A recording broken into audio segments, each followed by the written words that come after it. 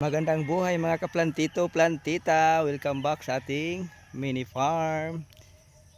So this time, meron po tayong good news ito sa ating mga itinanim na mga lakatan na saging.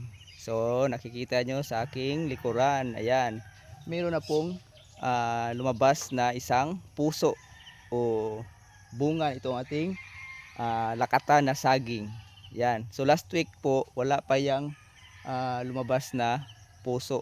Pero ngayon, meron na. Ayan, malaki yung puso niya. Kita nyo.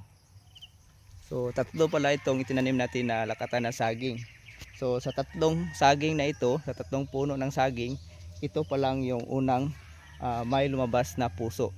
So, tuloy-tuloy na po yan hanggang lumaki yung kanyang mga bunga. So, hayaan muna natin yung puso na lumabas yung iba pang mga bunga niya dyan sa ating buwig ng saging. Kaya siguro mga 2 weeks pwede na siyang tanggalin yung puso para tuloy-tuloy yung paglaki ng mga bunga.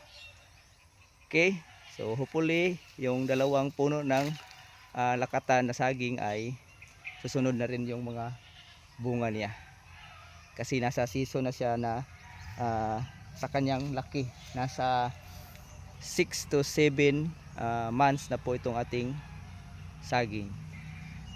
Okay, so next time update ko kayo sa ating